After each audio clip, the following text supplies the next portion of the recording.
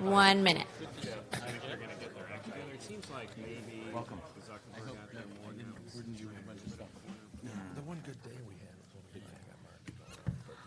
All right, thank you so much, and thank you to our last panelists for a fascinating conversation. I'm Allie Bissonnette. I'm the Deputy Director at the Unruh Institute of Politics, and I am pleased to announce our next panel, Political Rhetoric and Why Ideology Trumps Facts. I also want to remind you all before I introduce our moderator that we are on Facebook Live, so all of the insights you hear today are there now and will be there later if you ever want to go back and hear more. So our moderator today is Jeb Barnes. He is a professor and vice chair of political science at USC. He is also the USC Dornsife Distinguished Faculty Fellow, and he's published 5 books and numerous peer-reviewed articles on law, public policy, and research methods. Thank you, Jeb. Please, let's get started. Thank you, and welcome one and all. The plan is to begin with some very brief introductions. Then we're going to talk for about an hour. We'll take your questions, and then we'll end with the vexing question of how do we move forward. To my immediate right is Professor Lakoff. He is the director for the Center of Neuromind and Society and a professor emeritus at UC Berkeley. He's the author of many books, including a book that's essential reading if you're interested in these topics, Moral Politics, What Conservatives Know That Liberals Don't. He is also a co-host of the Frame Lab podcast, which addresses many of the issues that we'll be talking about today. Moving down the row, we have our own Professor Gatz. She is a USC professor of psychology as well as gerontology and preventative medicine. She has published on a dizzying array of topics, including risk factors for Alzheimer's. She's also on the staff of the Dornsife Center for Economic and Social Research, where she's published a blog discussing the 2016 election through the lens of populism. We have going one more over, Mike Murphy. He's a Republican political strategist and commentator on NBC News. He has served as an advisor for such rhinos as Jeb Bush, Mitt Romney, and Arnold Schwarzenegger for their gubernatorial campaigns, as well as for John McCain's 2000 presidential campaign. And last but certainly not least, we have Dan Schwerin, director of speechwriting for Hillary Clinton's 2016 presidential campaign, and a principal collaborator on her memoir, What Happened. She also worked on her book, Hard Choices. So, by way of very brief introduction, to my mind, the ideal of civil discourse is really a child of the Enlightenment. It's an ideal that assumes that expertise matters. It assumes that different sides can come to some kind of consensus about the facts of public policy, even if they disagree over what to do about it. And it's an ideal that assumes that learning and persuasion, as opposed to discord, lie at the heart of a healthy, deliberative democracy. Certainly, it seems that today's political discourse falls short of that lofty standards. I don't think American politics ever met it. We have to remember that members of Congress used to kill themselves in duels back in the day. But more fundamentally, this ideal of public discourse might be fundamentally at odds about what we've learned about how we think about politics and how we practice it. So, I'd like to start by asking each panelist their thoughts on today's public discourse and or the viability of this ideal of civil political discourse. Give everybody their shout, and once that happens, we'll see where the conversation takes us. So let's go in order. To my right, Professor Lakoff, the floor is yours. Okay, well, I want to start out with a shout to someone 3 blocks away, Antonio Damasio, whose great book, Descartes' Error, showed that Enlightenment reason was utterly false, and which has been shown over and over again in the last 30, 40 years. And we'll get to that because Enlightenment reason is unfortunately still at the center of the Democratic Party. And the fallacies in it are causing all kinds of problems for progressives in general, and we'll get to those. The book Moral Politics began when in 1994 a certain pamphlet was published called The Contract with America, written by Frank Luntz, who unfortunately couldn't be with us today, and was supposed to be here, but it's the first beginning of the Red Sox season, so he won't be here for a while. And however, what that book said was that if you elect us congressional candidates who are Republicans. We'll make sure that we'll get rid of abortion. We'll make sure that there will be a flat tax. And you might wonder, wait a minute, what does a flat tax have to do with abortion? And we'll make sure that everyone can own a gun. And we'll say, wait a minute, what does that have to do with a flat tax and abortion? And we'll make sure there are no environmental regulations. And you start asking that in the 10 promises. And the first thing you say is, what do these positions have to do with each other? And that is what we're going to explain as we go along. They have everything to do with each other. And as I pointed out there, I understood this once I got a homework assignment from one of my students pointing out that we have a conceptual metaphor for understanding the nation as a family. We have founding fathers. We send our sons and daughters to war. We have homeland security. We don't want missiles in our backyard, etc. And when you understand that metaphor, you understand that if you have two different views of the nation, you have two different views of the family. And they turn out for progressives to be a nurturant parent family and for conservatives to be a strict father family. And you can understand conservatism and why Republicans do what they do from that point of view. And once you do that, you find out something interesting, which is that, and we'll get into that, the details in a minute, but the first thing you understand from the point of view of neuroscience is that all ideas are physical. They're in your brain. The ideas don't float in the air. You have to use your neural systems to get them. Ideas come out of that, and we've just finished a book on how that works called The Neural Mind, which is not yet published, but it will be. And once you understand that, you can see that if you have lots of ideas called a worldview, the ideas you use all the time, and that the more you use an idea, the more you activate the circuits for that, the stronger it gets. So if you have a worldview about everything that you do every day in the world, that is as strong as it's going to get. It's pretty much permanent. It's not going to change much. Now the question is, if you have a political worldview, which is part of that, that isn't going to change much. That's going to be there. And it's strong, and it's not going to change, and it's going to work in your neural system. It's going to be automatic, unconscious. You won't notice it's there. 98% of thought is unconscious. And it has to be because it's carried out by your neural system and you don't have conscious access to your neural system. 98% unconscious. It turns out thought does not work as Descartes thought, like theorems in a proof. He was a mathematician. They work by what are called conceptual frames and conceptual metaphors. You think metaphorically, you think in terms of structures called frames that structure everything, every institution you know, every kind of action that you have. And those have inferences, and that's how you think automatically, unconsciously, all the time, without knowing it. Now, what is the effect of that? What happens if you have a certain political worldview and a fact comes in that doesn't fit it? Well, you might not notice it. 2, you might ignore it. 3, your brain might automatically change it to something that fits, and that happens a lot. And there's a lot of evidence for people changing facts that come in to things that fit their worldview. And I could go through the experiments, but I won't. And the next thing is you might ridicule it or find it weird. If you're a progressive and things come in and you think you should take them seriously, but you say, this is weird. Okay, it's puzzling. So you could find them puzzling. Or you could ridicule them, say this is ridiculous, stupid, childish, etc. Or if it's threatening, you can attack them. All of these occur in politics because you have human brains.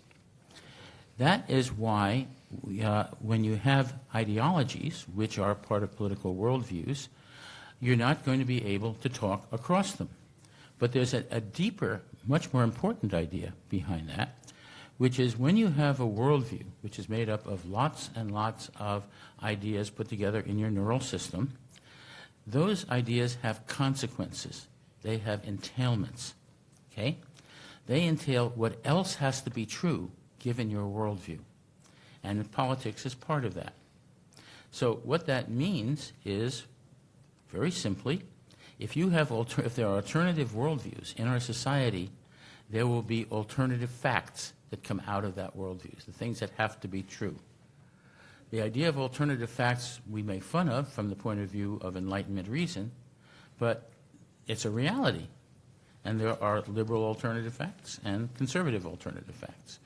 And that is an extremely important thing to understand about why you have to know how the brain is functioning in all of this. So that is where this begins. With respect to what those worldviews are, when I went through moral politics and I said, what do all these positions have to do with each other? All the Republican legislation, for example. It turned out that it has to do with the fact that the nation is a family, and there are two different models of the family behind it. For progressives, you have a nurturant family, which means if there are two parents, they're both responsible. Their job is to understand, empathize with their children, to know what their children need, to have open, conversation with their children once they grow beyond the stage of just crying. And when you have to care about your children's worldview, fulfillment, their health, their education, and how they can be best fulfilled in life. And that is part of this. And you want your children to do the same. You want them to care about others, to want others to be fulfilled in life, and so on. In a strict father family, it's real different. The father is the boss of the family. The father has the authority in the family, and the father is assumed to know right from wrong. What the father says is what's supposed to be taken to be true, and he's supposed to enforce that view in the family, especially with children. So if a child doesn't do what the father says, the father has a responsibility, a moral responsibility, to discipline them, possibly physically, possibly psychologically, sometimes both. But the idea is to make it painful enough for the child so that the child will listen to the father instead of doing what feels good. Now, you've heard the term feel-good liberalism. There are books on this by conservatives that say liberals just do what feels good because they haven't had strict enough fathers. But that's where that comes from. The idea is children have to develop discipline, not to do what feels good, but to do what their father says. And if they develop that discipline, they can go out in the world and become prosperous. And the logic is, what if they're not prosperous? Then they're not disciplined enough. That means they can't be moral, and they deserve their poverty. That leads to a very important idea, because strict father morality, for those who were raised with it, believe in it implicitly, unconsciously. If you have that view, that means that the people who win in the world are the people who deserve to win. That they are the disciplined people. They've earned it, whatever it is. And that winning is what it is, and if you lose, you're a loser, as our president has said. And this is a very important thing because it gives rise to what I'll call the conservative moral hierarchy. It says some people, the winners, are better than the losers. So, God over man, religion has won out. Man over nature, it's there for us to take advantage of it. We're conquering nature. You get the rich over the poor. They've earned it. They deserve it. The strong over the weak. That's very important there. You get employers over employees, Western culture over non-Western culture, adults over children in 21 states. Teachers and coaches can beat children with sticks if they don't just do what they're told. And so on, down the line until you get to men over women, whites over non-whites, straights over gays, Christians over non-Christians in that hierarchy. The last four are not general for most people who have those. There are people that they're natural extensions. But in general, if you're a Republican conservative, you probably have that moral hierarchy. And that determines Republican legislation. If you go down the hierarchy, you can predict what Republican legislation will be. You get, for God over man, the Ten Commandments in classrooms, school prayer, etc., all sorts of things of that sort. Tax breaks for churches. You go down, man over nature. deny global warming, drill baby drill. Go down further, you get the rich over the poor, tax breaks for the rich. You get just go case by case by case. You can predict every bit of Republican legislation that fits in that hierarchy, and it explains what was in the contract with America back in 1994. Now, what's important about this is how many people have strict father morality in the country, and is it just all one or the other? Do you have just all one or all the other? The answer is you don't. What is a moderate? A moderate is someone who is a moderate conservative, has some progressive views, or rather, different things. A moderate progressive has some conservative views, or rather. Now, these have opposite worldviews, but they apply to different things. How is that possible in a single brain? Any neuroscientist will tell you how. There are circuits called mutual inhibition where the activation of one turns off the other, whichever it is. That's normal in brains. So it is actually quite normal for people to be what I call biconceptual, to have both, and there are moderates and so on. And what Newt Gingrich tried to do, and successfully, starting in '94, is to drive the moderates out of the Republican Party. And he was quite successful at that, to move them out. Now, however, the Democrats don't think this way. Now, what happens with the Democratic Party is they still believe in Enlightenment reason. They don't know that most thought is unconscious. They don't know that it isn't just logic, that it works by frames and conceptual metaphors and so on. And they don't know that conservatives are people with strict father morality that may be unconscious but govern all that they do. Now, if you have strict father morality, and the number of people in the country is sort of fixed. When Goldwater lost back in, to Lyndon Johnson, he got 37% of the vote. And that's been about it. 37 plus or minus 2 has been about the number of people who have strict father morality in the country. And that is basically Trump's base. It's right there. It's been consistent. It was the Tea Party base all the way through. It's there, and you don't have to get many more people to get more than half. So that's a very important thing to consider. If you want to know who was voting for Trump, all of those guys. Now, under Obama, what do you think those people felt? They felt that they were living in America where they were the real Americans and they were oppressed because their country was not the country that fit their view of right and wrong. And they were mad about it, and they wanted to change it, and they did. And they felt with Trump that things went right, and others felt things went wrong. And that is a natural reaction to this. That is what happens when you have different worldviews occurring. We have to take advantage of that and understand it. But then the question is, what do you do when you do that? What should a Democratic Party be doing, knowing this? And the answer is changing the frames. One of the things we've learned in cognitive linguistics is that all words are defined with respect to conceptual frames and conceptual metaphors. Words have meanings. They mean stuff. And what the conservatives did starting in '94 was start the Leadership Institute, which has now since then trained 160,000 conservative leaders to think and talk conservative, to get their ideas and their frames across.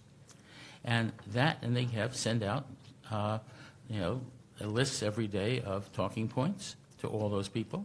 They book them on radio and TV, and you get that all over the country, and now that's being reinforced with Sinclair, with the radio stations. But it's the same thing that's been going on since '94. The Democrats have never done anything about that. They've known about it, since the early 2000s. They've done nothing. They say, "No, we wouldn't do that. The Republicans do that."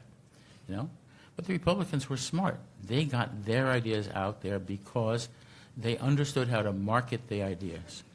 When Republicans go to college, they're probably going to take some business courses and some marketing courses. And marketing professors know that people think in terms of metaphors, images, narratives, frames, and so on.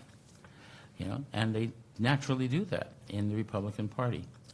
When progressives go to college, they study political science, law, public policy, etc., and they learn Enlightenment reason from 1650, which says it's all that it's all logic, that it's all conscious, that it's all rational, etc. And not only that, what makes us human beings is just having that rationality. So we'll all think to the right conclusion. All you need to do is tell people the facts, they'll reason to the right conclusion. Doesn't happen. Keeps not happening, but somehow the Democrats keep doing it. Okay? In short, the Democratic Party is suffering from science denial. That is, the denial of the cognitive and brain sciences about their own minds. This is something that is hard to stop because it's in the brains of progressives. If they really believe it, it's part of their worldview. It's not something that's so easy to change, but it needs to change very much. Thank you. Thank you, Professor Gatz. Well, thank you. I'm going to sound like I belong in the Enlightenment. So the thing that has struck me the most, beyond the personal insults in what's taking place in politics today, has been how detached we have become from fact. And this includes deliberate lies and distortions, as well as people just inadvertently passing on misinformation. So I'm going to refer to some data that we collected. The Understanding America study is the panel that's sponsored through CSER, the Center for Economic and Social Research, with Ari Kaptein and Jill Darling. And it was used for the Daybreak poll before the election, the LA Times USC Dornsife poll. So directly after the election, we did what academics do and sort of channeled our disbelief into collecting data. So we sent out surveys to try to tap some of the belief systems that might have motivated voting. And we began with a survey that included items designed to tap into populism. Populism in this case includes a feeling of disenfranchisement, it includes nationalism, and it includes items asking about mistrust of expertise and mistrust of science. The Trump voters, to no surprise, were much higher than any other voter, including Republican non-Trump voters, in the mistrust of expertise and mistrust of science. There were also other interesting and probably predictable distribution qualities. If you took a map of America, the two sides are highest on trust, and straight down the middle from North Dakota to Mississippi are the highest on mistrust of expertise in science. So we also generated a list of statements, and they were evenly divided between things that most experts would think were true and things that most experts would think were false, and things that were stated as so that saying true was agreeing with the experts or that saying false was agreeing with the experts. So examples of statements. Was it true? Is it true? Probably false, or false that 9 million new jobs were created from 2008 to 2016. Was it true? Probably false, or false that 2 million fraudulent votes were cast during the 2016 election. So we generated a set of such statements. Again, predictably, Trump voters were far more likely to endorse the misperceptions or to disagree with the statements that we saw as based more on expert opinion. It was also a little stunning the extent to which everyone was agreeing with misperceptions. And one example being 30% of Clinton voters thought it was probably true that 2 million fraudulent votes were cast during the 2016 election. The people who were higher on mistrust were also relied on a fairly narrow band of media. We asked people where they got their information. And the people who were highest on mistrust both relied on a narrower band of sources, but also disproportionately relied on Fox News. We were following up and asking the same questions again and collecting some moral values data. So there's going to be a lot more coming, which is going to be of interest to me in trying to get a handle on some of the processes. The one thing we saw already was before the election, someone else had collected populism data, and the feeling of disenfranchisement was very high among the people who were Trump supporters. In our poll directly after the election, the people who felt most disenfranchised were, in fact, the Clinton voters. And so we are now going to be able to see whether that's evened out, gotten worse, or where that's headed. In terms of what's going on here, I would comment on a couple of psychological processes, and one is just the sheer exposure effect. If you hear things over and over and over again, they become more believable, and you're more likely to repeat them. And this is particularly exacerbated, of course, by relying on a narrower band of information, because you're much less likely to encounter countervailing statements. The psychological research on trying to turn around the misconceptions also points to the fact that the debunking effort inadvertently is repeating the same misinformation.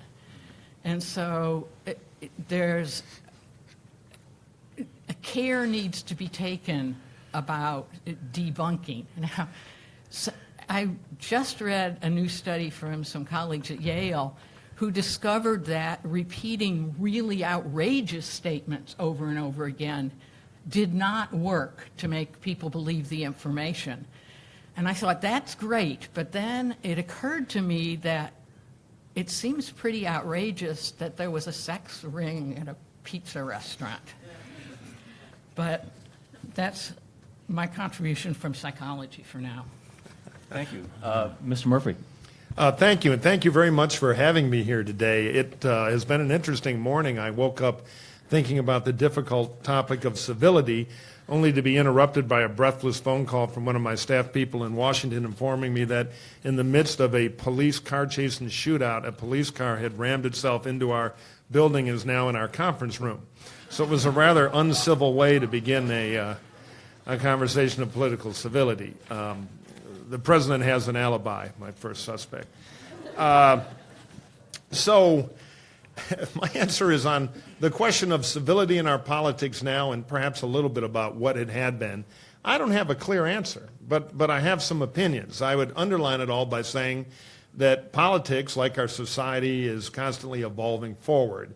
And nostalgia, which seems to be gripping our culture now, from the president's 1955 view of things to television executives bringing back every show or every movie, is, I think, a sign of weakness, because you give up innovation. And nostalgia can be a bit dangerous, but we seem to be in that phase now. As far as what I think the main drivers are, I'll venture a few opinions. First of all, I don't know what political communications, particularly at the person-to-person level in the tavern in 1989 was like. There are political scientists who've studied this and whatever the written materials are.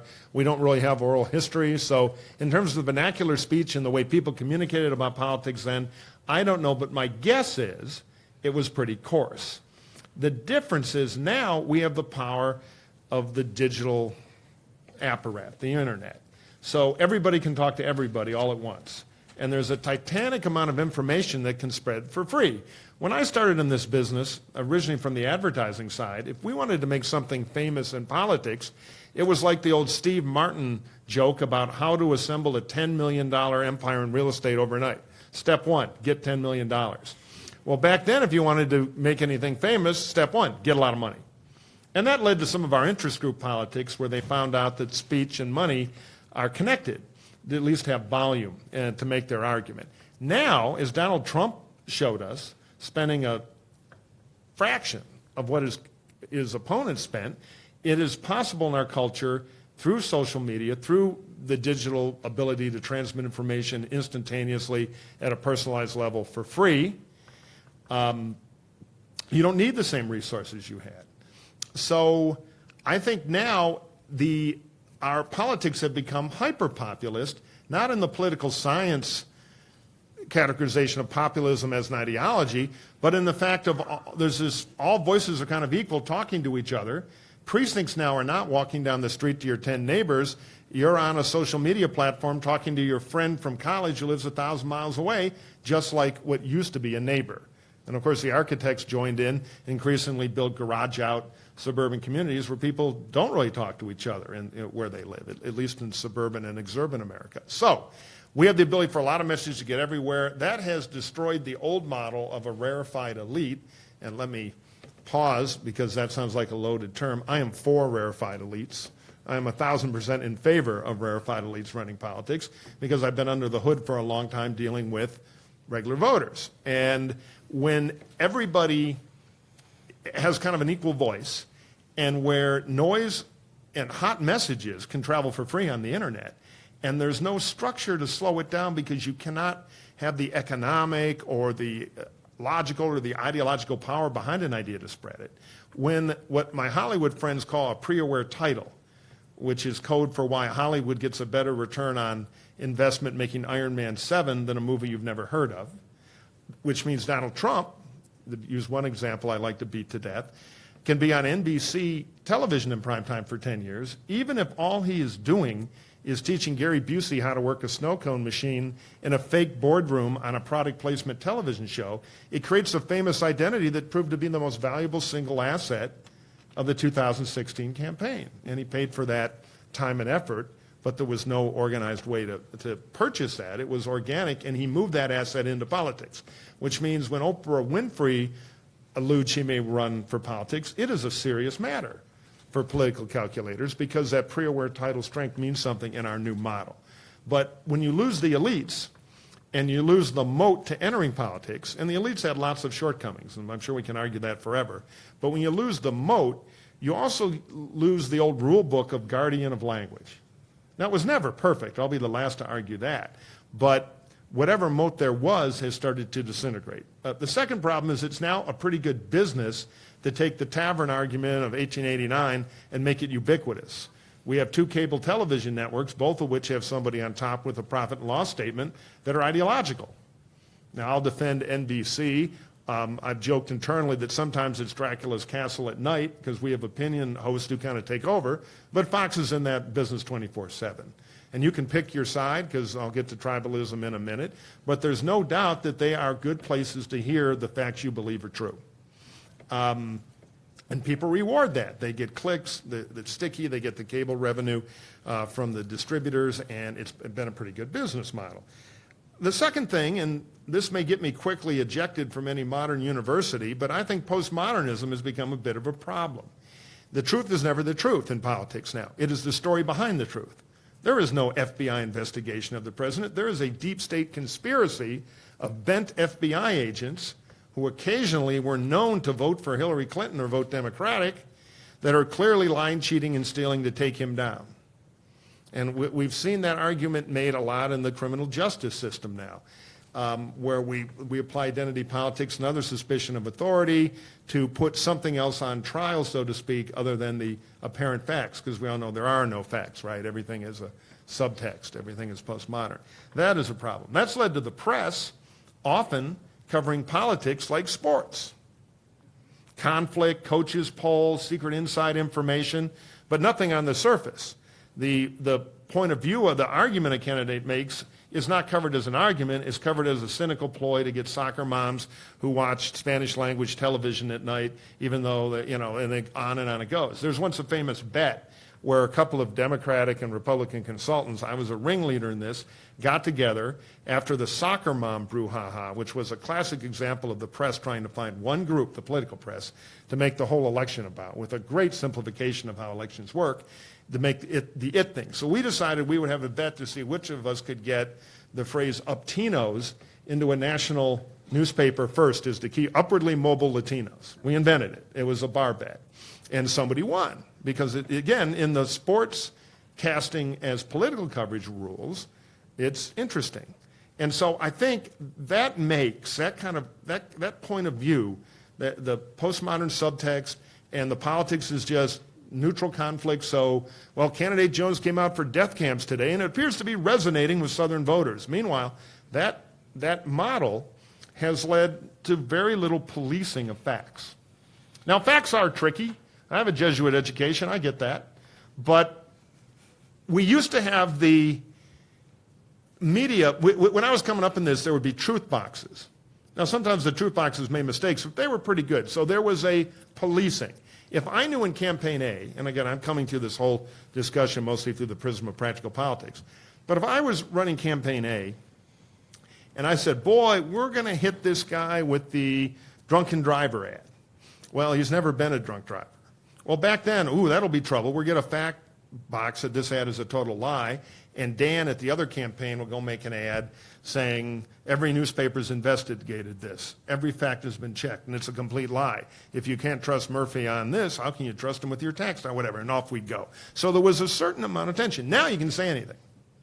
You can definitely do it on the digital empire, as President Putin will explain. But it even on television now. And what the press just said is, we'll do the lie scoreboard and we won't say lies. Well, that's working. Tell us more. Why is it working? What does it really mean?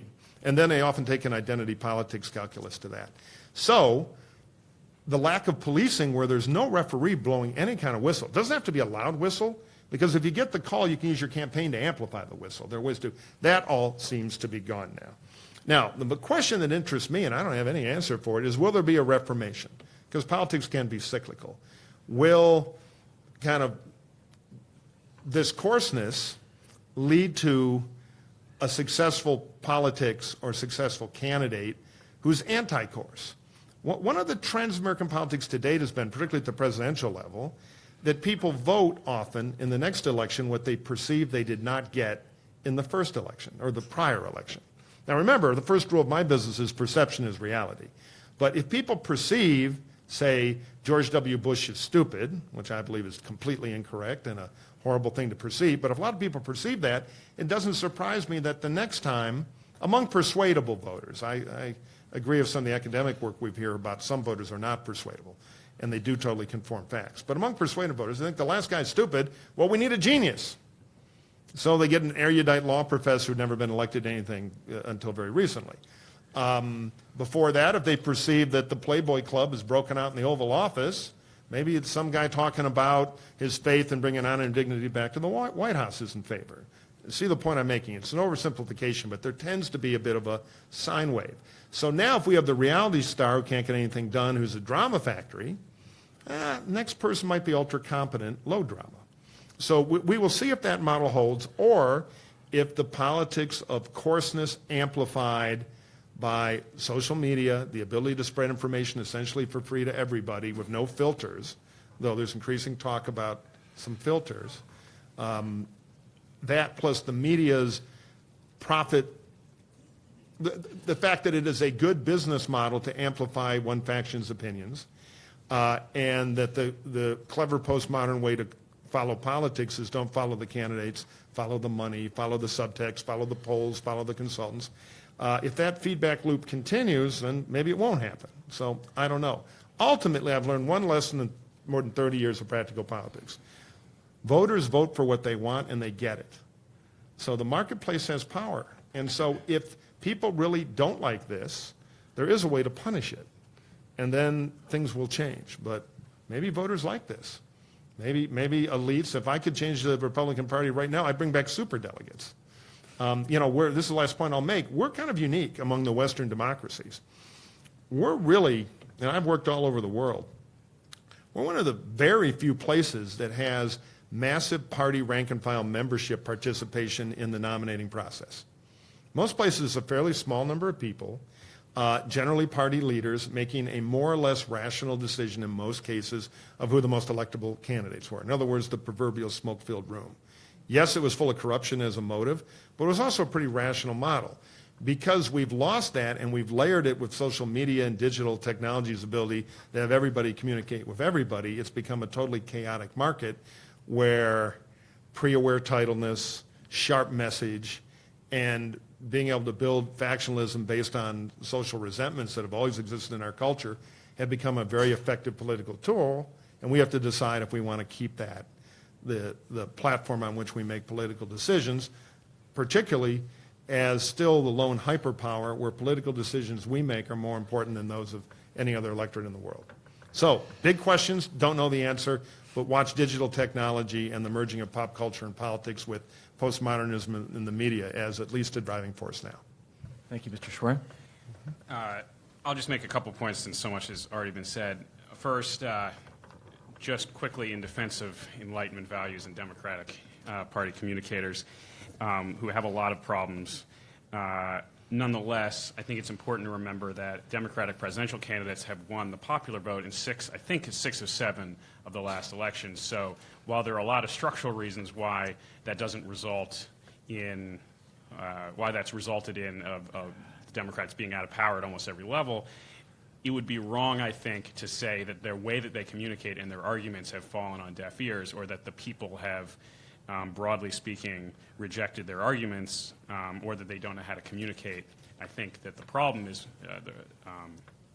probably more with how the rules of the game are set up and how people are distributed geographically and a number of other things. But I wouldn't write off the ability of Democratic arguments to resonate, would be the first thing. The second thing is this question of civility in our politics. Sometimes we get confused, I think, between whether civility means agreement or not. Certainly there's an interest in sort of mainstream centrist politics in finding areas of common ground and where can we work together, and that's a noble pursuit, but sometimes it's not the right answer. Sometimes resistance or principled disagreement is really important, but I don't think that's mutually exclusive with civility. Civility doesn't have to mean we all agree. It does have to mean that we recognize a certain shared humanity across those disagreements and a certain amount of shared rules of the game.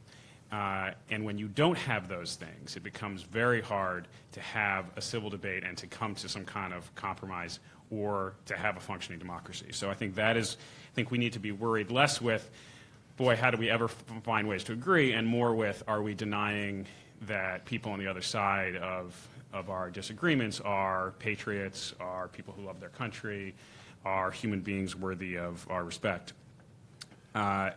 Although some of the debates we are having are so core to our fundamental values that it becomes a real challenge to see that in our opponents, and I think that is something that we all need to think through.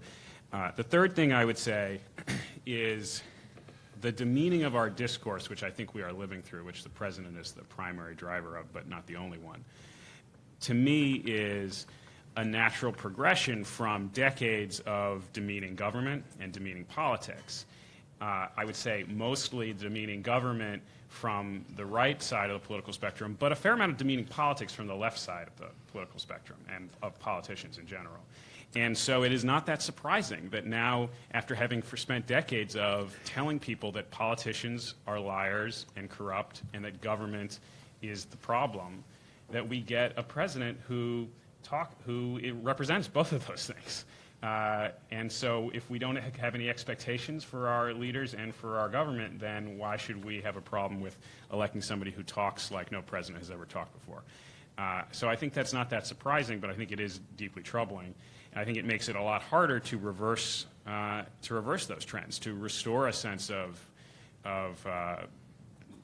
public spirit, civic virtue, things that are really important for a functioning democracy. I think are all being undermined by that. The last thing I will just say, because then I think we should have more of a conversation, is as much as I think there are some new things going on here that are quite troubling, it's also interesting to think about how one of the things that Trump has done, or what Trump represents has done, is taking things that were subtext and making them text, taking dog whistles and making them out in the open. So Lee Atwater, the Republican strategist, had a famous quote where he described what used to be called the Southern strategy, where he said in the 50s you could use just out-and-out racial invective. By the end of the 60s, that was unacceptable, so you had to talk about busing and states' rights. By the 70s and 80s, you talked about cutting social programs that everyone knew would disproportionately affect minorities, but you couldn't say that, but everyone knew. This was this progression. Now, Trump has gone back to almost to the beginning of that. He's reversed that cycle. Now we don't have to use dog whistles. Now he just says Mexicans are criminals. He says neo-Nazis are very fine people. That's the kind of thing that I think Lee Atwater would be surprised to hear, that we had reversed direction. So I think, what does that tell us? I think on the one hand, it tells us things are changing, and this is a pretty troubling sign. On the other hand, if the sentiment is the same, no matter how you express it, and it speaks to a sort of similar constituency of voters, maybe it's a little, we should be concerned less about the language and more about the substance of it. And that the rhetoric is actually just the kind of on the surface, but it's like the duck paddling below. There's a lot going on underneath. And with that, I'll stop. Thank you. In order to generate a little bit of conversation, the way things played out, this practical politics had the last shout. And I'm wondering if the psychologists want to react to some of the things that were said by the people who are practicing politics in this environment. Yeah, definitely. I want to react to your correct point that repetition matters. The reason is neural structure. The more a neural structure is activated, the stronger it gets. So that is true. Why is it very hard to argue against something? There's a reason why you want to frame first. The reason, I wrote a book called Don't Think of an Elephant, right? Right. Nixon said, I am not a crook. You thought of him as a crook. And the neural reason for this is that negation is trying to inhibit something, but you have to activate it to inhibit it. When you activate it, you strengthen it. So you don't want to negate, right? Negation, you want to avoid negation, whatever you can. And what you have to do is reframe in terms of the opposite. So, for example, the corporations say regulations are terrible. You want to get rid of 3/4 of the regulations, but regulations are there for public protection. Now, if you said we want to get rid of 3/4 of the public protections, that would sound very different. But that is what you need to say if you're going to talk about issues around regulation. You always have to do that. The New York Times, on its front page, interviews CEOs about how wonderful it is that regulations are gone, never mentioning all the protections that are gone. That needs to be mentioned, discussed overtly. There are things people call corporations job creators. They don't give jobs for the sake of being nice. They give jobs because employees are profit creators. But employees don't call themselves profit creators. It's important that they use the words that evoke the idea. And that idea is what undermines the opposite. So you need to be able to reframe by positively doing this. You have right to works, laws, right? How do unions deal with this? Unions are instruments of freedom from corporate servitude, right? And if you don't want to be a slave to a corporation or a wage slave, you want to be in a union. The unions won't say it. They need to say it, and this is crucial. And there are a lot of things that are unsaid by the Democrats. The Democrats have very good values that are not said overtly, and that could be said in a couple of sentences. Like, as Lincoln said, in a democracy you have a government that's of, by, and for the people. And for the people means that the government is responsible to its citizens for their well-being. You have the idea that from the beginning of the country, citizens cared about other citizens, worked through the government to provide public resources for everybody, starting with business, among other things. And so you had roads and bridges for business, interstate commerce, patent offices, and so on. And since then, you've had all the scientific and technological developments supported by the government. Where did computer science come from? DARPA and the NSF. It didn't come from nowhere. Where did satellite communication come from? It came from supporting satellites by the government. And that is crucial. You need to know that, because Republicans will say, well, we just did it all ourselves. That isn't true. They did it with public resources, and what that means is that the private depends on the public resources, private enterprise and private life, whether it has to do with public education or public health and all of those things. The private depends on public resources, but nobody says it. If you ask a Democrat about, is this true, they'll say, sure. If you ask them next, have you ever said it, they haven't said it. In short, there are truths that reframe what is out there now, and those truths must be said and repeated over and over, and that's not happening. I'd like to take, thank you. Yeah. I would like to take a small turn and bring up another psychological area of research that I think is relevant to a lot of what has been brought up. And that's the principle of in-group and out-group. So people are very quick to define those who share our values as in-group, the others as out-group, and move rather quickly to denigrating those in the out-group. So this phenomenon is really easy to create experimentally. My colleague Norman Miller got participants from the psychology subject pool, had them look at a bunch of dots on a page and guess how many dots there were, and randomly tell them that they were overestimators or underestimators. Then put them in work groups comprised of either over or underestimators. And within an hour, they thought that their group was smarter and better looking and more likely to succeed.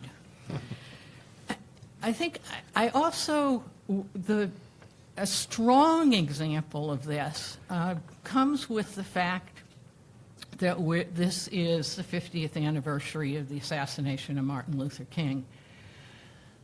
The day after that, and a lot of you will know this story, Jane Elliott, a third grade teacher in Iowa, stood up in front of her class and told her students that she was going to divide her class and have the blue-eyed children all sit together and the brown-eyed children all sit together, because the blue-eyed children were smarter and more talented. Then she gave extra privileges to the blue-eyed children. She individually attributed any error made by a brown-eyed child to their eye color.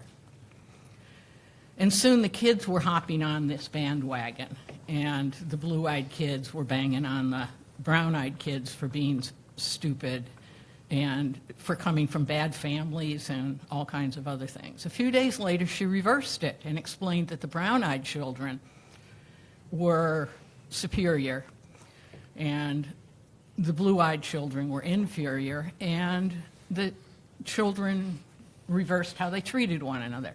So this has been covered. I show the original footage to my introductory psychology class. This has been covered subsequently in frontline reports, going back and interviewing the kids years later about what difference this made in their lives. All right, so this is the phenomenon. Now, what I would observe is that a lot of what's being described are ways that the way politics are practiced is exacerbating in-group and out-group. And some of the neuroscience is that under conditions of fear or threat, there's more tendency to practice in-group, out-group kind of thinking. The other area that gets researched then, which is why my colleague Norman Miller got into this, is once you have in-groups and out-groups, what can you do about it to try to tone that back? So there's a lot of research on factors helping to tone down in-group, out-group feelings and rhetoric. One is simply education. So sending everyone to community college is a really good idea. Another is if people have contact with one another on a common task. So another colleague of mine, James Jackson referred to this as the Jack Kemp effect. So Jack Kemp was a Republican who had some pretty liberal ideas about race and about equal housing. He was a football player where black and white players on the same team are working together toward a common goal, and that an awareness of who's a black player and who's a white player will simply undermine the ability of your team to succeed. Now, we can't all be put on football teams, but one of the things that struck me in the conversation about involvement in local issues is this is one place where you actually can sit down with people who may not agree with you on everything, but working toward a common neighborhood or community goal. And the idea of building more occasions for this is one place that I could see as a lever of change. We're starting to move into the Q&A, but I wanted to circle back to the Enlightenment Ideal and have a couple of questions for our practitioners, because part of the Enlightenment Ideal is that citizens are capable of this kind of rational discourse and weighing different arguments, and I think what we've learned from this panel is that actually they're subject to framing effects and emotional manipulation, and this is not new to politicians. I mean, Richard Nixon said long ago, people react to fear, not love. They don't teach you that in Sunday school, but it's true. So I want, from a practitioner's perspective, to what extent has the insights of psychology and the ability to manipulate people into in-groups, out-groups, tribal thinking, different worldviews, to what extent has that become institutionalized in the way that political campaigns are currently being run? Well, it's a good question. First of all, I'm very curious if the kids in the in-group, out-group experiment ever got a lawyer. It sounds a little scary. But we are an overly litigious society. So in the practical politics world, the basic catechism is the voters are voters, and they have the right of free choice. So it's kind of like trial lawyers. You provide new information, and you hope that they break your way because you have won the battle of either the most persuasive argument, which is really not necessarily about persuasion, but it's about dominating the agenda. So on things that you know they agree with you on, they make their fulcrum decision about who to vote. And again, we only look at electorates in most cases where at best 1 out of 5 voters is at all persuadable. The rest are locked into their tribe. The best predictor of that is how their parents voted, though it's not always it's not locked in stone.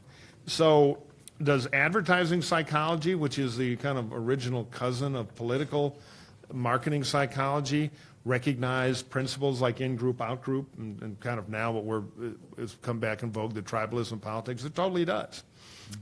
Because people gravitate to it and they're rewarded. Remember, in the campaign business, there are no points for anything but winning within the rule book of what's legal and permissible in the campaign. And in the old days, the permissible rule book was thicker than it is now, and I talked about some of that in my remarks. So the other thing I'll say, and nobody outside the business believes this, and I'll see what Dan thinks from his experience on the Democratic side, but there's an assumption that political operations and the people who run them are complete hopeless cynics. So it's like, well, let's see, our opponent in the South is getting a lot of support from white working class people on democratic issues of health care, so we need to inject a new issue in the campaign. How about we propose that we build a monument to our Confederate war dead, and that'll split their Democratic coalition between African Americans and white working class people and ruin his campaign. Ha, ha, ha, ha. Sidney Whiplash, a snarl. The truth is, most people who are successful and become the consultants who control campaigns, and most candidates, are very idealistic people who are beaten down by the gravity of actually surviving the political system. And there's always a tension between what you know and what you don't know. I was involved in a Senate campaign once. I'm not trying to put a halo on me. I got a rap sheet in politics as long as my arm. But I'll never forget, we were in a tight race, and we knew how to win it. We were a little bit behind. And the way to win it was pretty easy. Finish the race for 2 weeks on slave reparations, which our opponent had come out for quietly, to work the coalition politics in the urban area. And sat down with the candidate who was an incumbent, knew that that person was probably going to lose their job if we didn't do something big. I said, I'm the kid of immigrants with brown skin. I'm just not going to do it. I'd rather not be blank. And we went off and we had our 3-point loss. So even though the system is sometimes built to incentivize ultimate behavior like that, many of the actors in it don't always choose that route. There's a human dimension to this, because the farm team for politics is still people who start out wide-eyed and, in most cases, very both ideological and optimistic, and then try to navigate a world they find increasingly cynical. Last thing I'd say on your original question, Professor, about can voters make rational decisions? The truth is some can and some can't.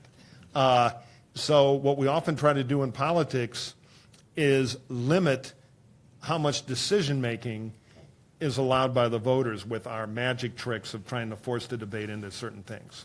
We're always afraid of the essay question, so to speak. I agree with Mike that the people who run campaigns and the candidates themselves, at least in my experience, are better than the caricature that they're portrayed as. And I can't think of a single instance in this last campaign where we took a policy position that was totally outside of our comfort zone in terms of we didn't already think this was right, or it was a very close call. Certainly, we consulted a lot of data, we did focus groups, we did polls, and we were concerned with how do you shape these ideas at the margins, how do you present them, how do you talk about them, and maybe how do you tinker with their design. But there was never something where it was like, we believe X, but we're going to do the opposite because that's what a polling or a focus group told us. Certainly, there were close calls, and the data may have helped tilt one or two of those calls in a certain direction. But in general, I agree. People get into politics, most of them, I think, to try to do the right thing and make the country a better place, and that's certainly been my experience. I would say to the Nixon quote about fear versus inspiration or love, I do think it's an interesting tension. Every campaign needs to use both, and they're both. It's a mix of being effective. But I would say that, we shouldn't write off inspiration. Certainly not coming off of 2 terms of Barack Obama, who won far more votes than Donald Trump was able to do in 2016, through a message that, while it had some edge to it, was certainly primarily one about inspiration. So I wouldn't give up on that. It's a bit of a fashion rotation. After a lot of fear, inspiration becomes in again. And then it rotates out again. I want to just take up the in-group question, which I thought was a very important thing to point out. In conservative communities, where there are lots of arch conservatives, in-groups matter a lot. And the in-groups there would be churches, families, neighborhoods, and so on. And what you find is that there's a lot of in-group care and nurturance in those communities. I have a friend who moved from Los Angeles north to the wine country, where he found himself in a red county. And he would write editorials or letters to the editor and be attacked viciously for them. But in everyday life, he was treated really well. And he called me up and he said, "Why are all of these conservatives treating me nicely?" And I said, "Because you've become part of their in-group. You're there." And in fact, they will treat people nicely, but they'll treat them nicely at the individual level. So if you want to talk to conservatives in an in-group, you don't talk about the government, policies, or programs. You talk about individual questions. Is there anybody in your church who's sick? Anybody in your church who's lost their jobs? And so on. It's at the individual level that this matters in conservative in-groups. Just to quickly, that's why in political rhetoric, if we're making an argument for an out-group point of view, we use an in-group story. In other words, hey, DACA kids they came here illegally. What, illegally? Meet this guy. He's a Marine serving in Fallujah, won the Purple Heart, and he's a DACA kid. So now we're confused because it's an in-group, one of us, yet wants one of their issues. So, and that's how we try to move people around, because the in-group thing is very much in sales psychology. Exactly. Thank you. So let's open this up to the out-group that's in the audience. I have no idea how to begin. Let's start here.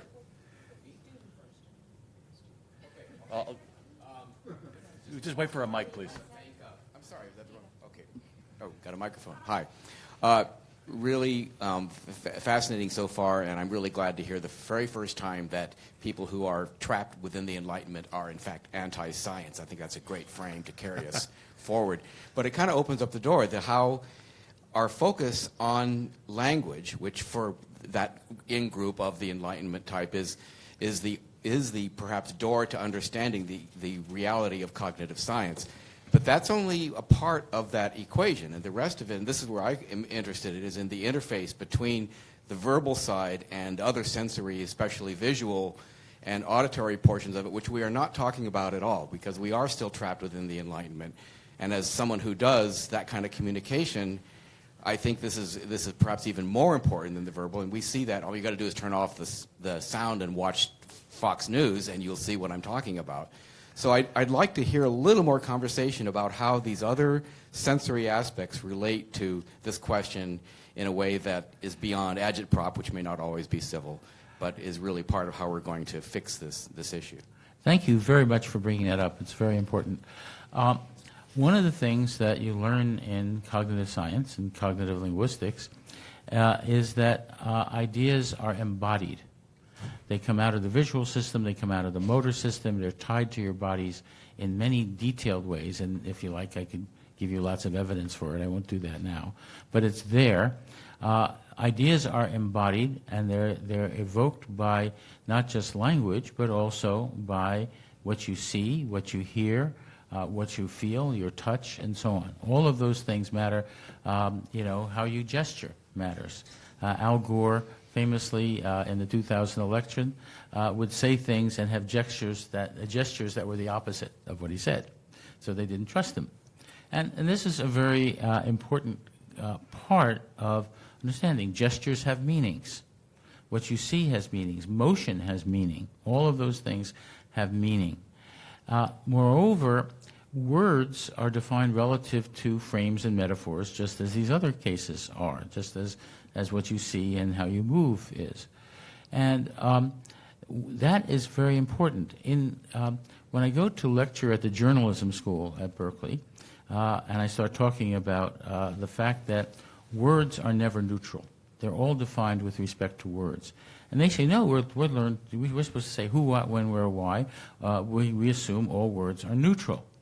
Words are not neutral. They're defined relative to ideas, just as gestures are, just as grammatical structures and linguistic structures are. They're all defined relative to frames, and which in turn are often defined relative to your moral system. So you have to understand that what is not neutral about language, what is not neutral about a gesture, is very important. And that's why, bringing the perspective of the cognitive and brain sciences to the study of language is so crucial. Anyone want to quickly add to that? Let's have another question. Yes, you, sir. Beard. I thank you guys, George, Margaret, Mike. You guys are filling my notes up here with a bunch of great stuff. To me, it seems that a lot of this communication, psychology, sociology people understand the frameworks that you guys are talking about and utilizing in-group, out-group strategy-wise.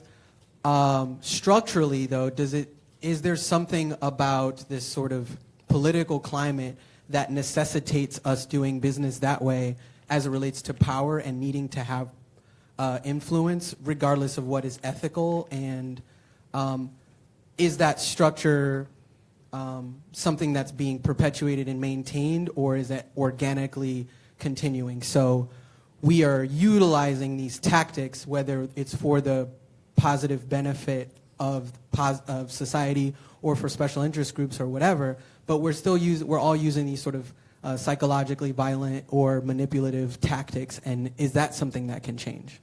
We are not, and that's what's very important. Framing is something you always do. You walk down the street, you know what it is to walk down the street. You go into a cafe, you know what it is to be in a cafe. You're using a conceptual frame of what a cafe is. You can't not frame, so on. So that is the case. And in language, since language is defined relative to frames, every time you speak, you're framing, you're doing something. So the question is, are you doing it honestly? Are you doing it for the sake of truth? Are you doing it in a way that is strategic by not negating what the other guy said that was false, but by saying something true? By saying that employees are profit creators, that regulations are protections, by saying it out loud and repeating it over and over. To say that is not manipulative. It is to get at a truth that is being hidden. And as long as you're getting at a truth that is being hidden, and you're doing it for the sake of people who are being oppressed by the opposite view, you're doing something good in the world, not manipulating people for the dark side. It's the reverse.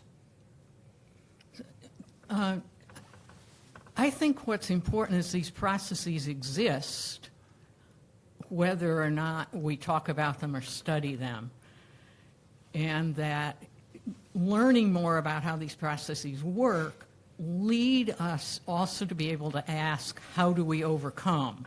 And I think a current example is how much we're talking about the importance of implicit bias in people's daily lives and at an institutional level, and that increasing awareness of that process and education about it is one way of combating it. And I think that's true of all these processes, which I think is just repeating what you said. Yeah, that's exactly right. Just very quickly to your question about, kind of audit be done and all that. I'm not going to try to answer that. But here's an interesting case study just of politics. And I'm going to go outside the U.S. There's a country I've worked in where they have a big in-and-out problem, or they did years ago. There was a civil war. So the government decided a pretty easy way to solve it during their period of great economic growth, because it was a small country geographically. Population was dense. And they basically forced everybody of the three big warring ethnic groups to enter a lottery. And when they had their choice of apartments, on every floor of these large apartment buildings, people are not segregated. They're desegregated by race. So you have Group A, Group B, Group C, all in the same building, and they make everybody serve in the Army together. And it's worked very well to build a cohesive society that might have a higher per capita income than we do. Here's the one trick. It's not a democracy. Singapore. So, if you go down the logic slope of people can't make decisions, they can be easily manipulated by power, then you have to start to get conclusions about, is democracy what the government process ought to be? Now, as a conservative, I resist that, but there's an argument there, and I've heard very smart Singaporeans make that argument to me. You guys are all down on us, but it works here. And they always challenge me to a bet. For 10 years, trade governments. The government of Singapore runs the U.S., and the U.S. Congress, Senate, and presidency runs Singapore, and at 10 years we switch back and we see what happened. They're very, very confident that would be the golden era in American economic and cultural history. I'm not so sure. I'm going to extend the Q&A period because this is interesting. Yes, sir. You. I want to just ask about means.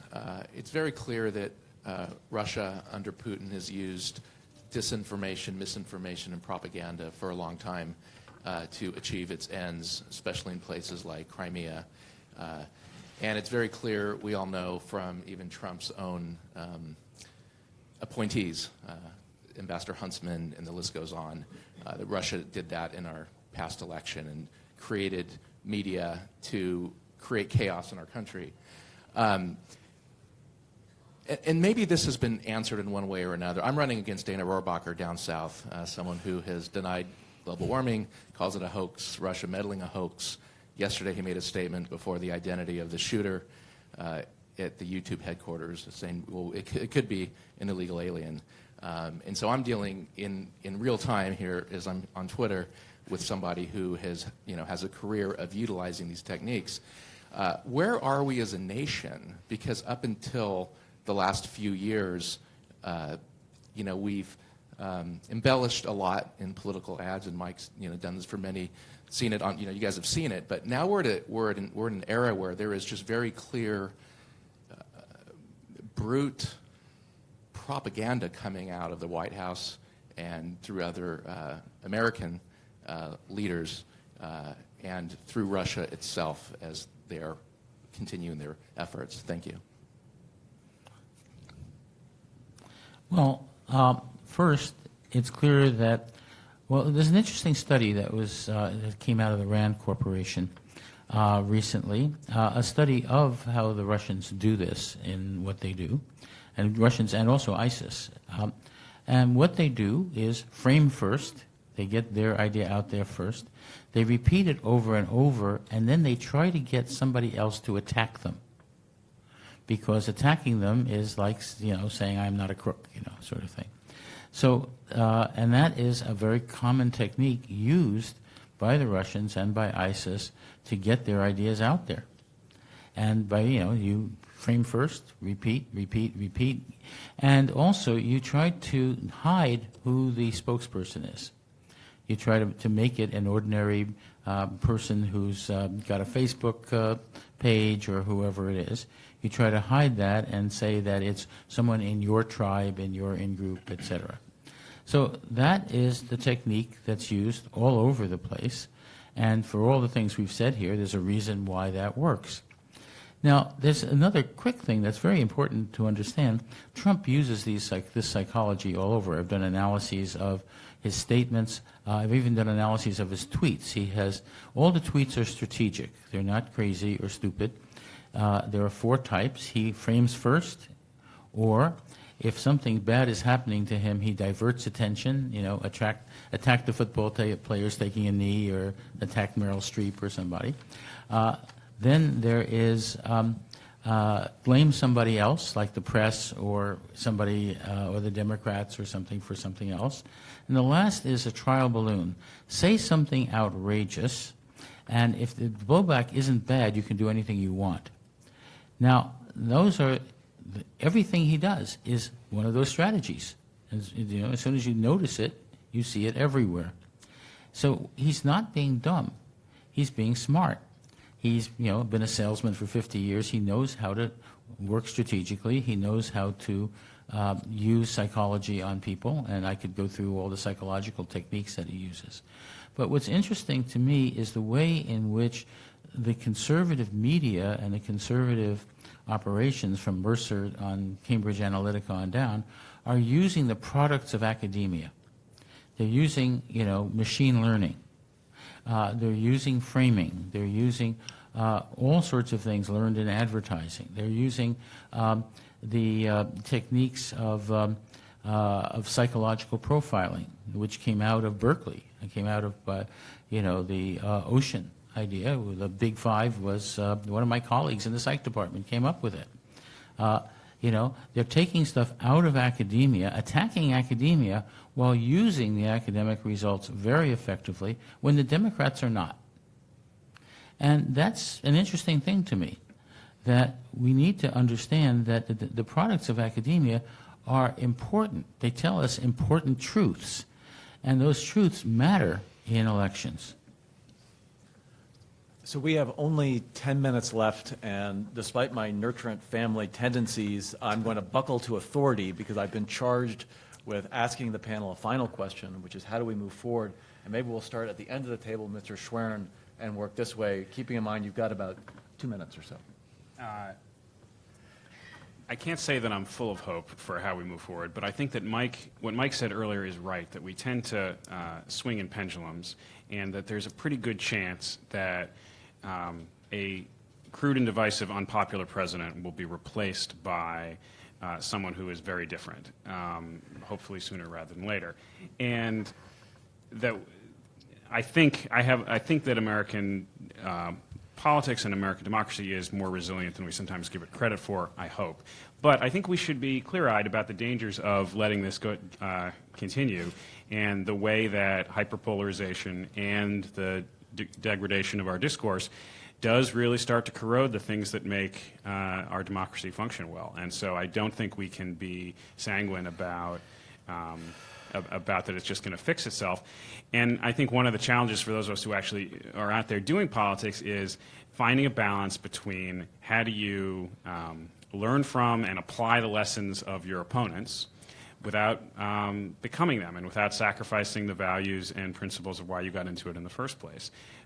So I think that is a challenge for certainly for Democrats going forward into this midterm campaign and then into the 2020 races, how to learn from what Trump did right. And one thing that we haven't really talked about that I think he did very right, which is he really talks in the language, in the vernacular of a regular person, as if he wasn't giving a speech, but as if he was explaining something to you in a bar. And I don't think there's anything about the toxic content of his speech that is inherent about that. I think you could do that kind of, I'm just on the bar stool explaining my position to you without it having to be hateful.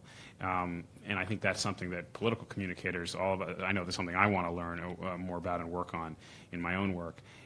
So I think that, but I don't believe that we need to necessarily sacrifice our principles. And when Michelle Obama said, when they go low, go high, I think after the last campaign, a lot of us said, well, maybe that wasn't right, but it's certainly an important thing to aspire to, and to give that up in the name of winning is, there's a cost to that. So I think that's a balancing act for us going forward. I would say the future is ours to make, but when in doubt, learn Chinese. I would say just one point about the campaign and the Democrats, as somebody who's made a career out of beating Democratic campaigns. Democrats are insecure. A lot of internal reflection going on. And the greatest caper that Donald Trump has pulled off is the timeless Rasputin trick, which is he's convinced the Democrats in particular he's Superman. Because we all know Nate Silver said he was going to lose. So he has a trick. And in politics, whenever there's a trick, it's, again, postmodern, find the gimmick, how'd he cheat? Because there's no way the country would have voted for him instead of Hillary Clinton. She got 3 million more votes. On it goes. I would just remember this. Generals always fight the last war. Politics always fights the last election. And Trump's not that magic. He's the most unpopular president in the history of polling 18 months in. If he were in the Senate Republican caucus alone and you turned out the lights and counted to 10 and turned it up, he'd no longer be on the planet. We've now started a trade war with our greatest creditor. So he is a guy who's president, fair and square, because 77,000 people in sum over 3 states to cast a total of 13.9 million votes. One of those 3 at about a 10 or 11,000 vote margin. That's 6,000 people. It's a hockey game changing its mind. Got him the presidency. It was a bit of a lock-picking of the Electoral College. There might not be a unified field theory, because if those 6,000 people in Michigan had been different that day, or in Wisconsin, and Hillary Clinton was president now, we probably wouldn't be having any discussion about coarseness and civility in politics. Now, Trump being president has given him a platform, because he hasn't changed, which has provoked this decision, this worthy debate. And it's incentivized bad practices. And success breeds imitation, but the success is not guaranteed, particularly a narrow success that's failed in almost every other aspect of politics other than ideological Republican victories on policy. So, I would tell the Democrats, you're going to be back at bat. Figure out what you're for and quit obsessing over Trump, Rasputin, the guy we can't beat, because it's either cheating or magic or we secretly hate the country and this is what we've become. Don't like it, change it. Thank you. We have 5 minutes left, so, sorry, so brevity is the soul of wit. I will be brief. I want to just say gender. The Women's March, the number of women running for office, women being involved more in political campaigns. I think this is a difference maker, and including a difference maker in tone. Okay, great. I agree. I want to say something about polling. Pollsters make a huge mistake. They only use demographics. They don't use values. It's possible to do values-based polling. One of my former students, Elizabeth Veiling, has been using it in Europe for some time. It's very simple. You just have a different polling scale, and you use the same techniques but with different kinds of questions. This can be done. You can reform polling, but polling missed in the 2016 election because it missed the values of the people who were being polled, and it only looked at demographics. Like you assume that all educated Republican women in the suburbs are going to vote for Hillary. No, they're Republican for a reason. They weren't going to vote for Hillary. Their values weren't there.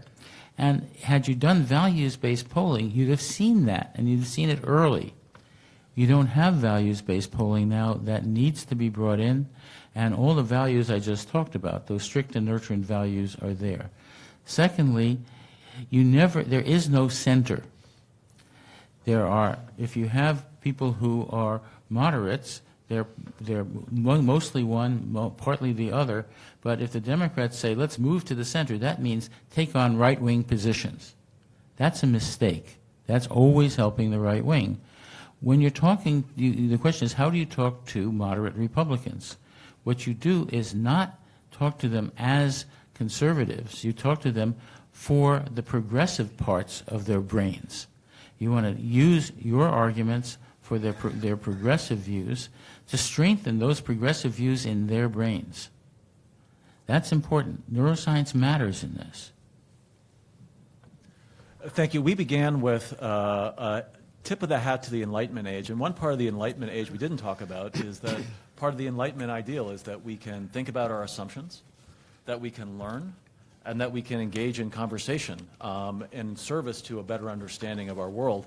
And if the Enlightenment age is dead in politics, it feels like it's at least a little bit alive in this room. I would like to thank Unruh for putting together this panel. I would like to thank the panelists.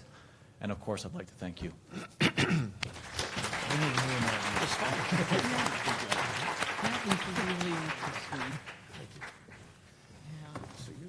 So now we're going to have lunch, which is set up outside, and we'll resume shortly after 1:30. So you have some time to talk to each other and some time to enjoy your lunch. Thanks very much.